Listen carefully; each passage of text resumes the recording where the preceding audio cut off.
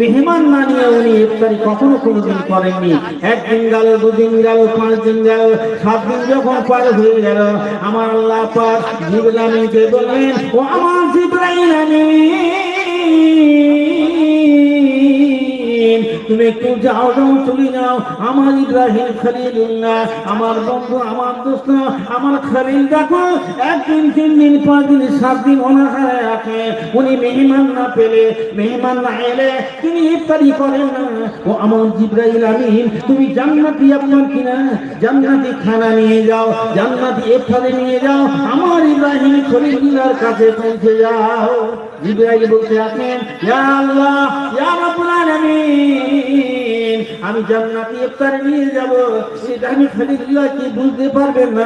আমি জিবরাইল আমিন। বলে, ও জি, ও আমার জিবরাইল আমিন, তুমি যুবক সুরতের চেহারা নিয়ে যাও, যুবক চেহারা বানিয়ে নিয়ে, আর জান্নাতি আপনার কিনা ওই খানাটা নিয়ে, ইফতারিটা নিয়ে তুমি আমার খলিল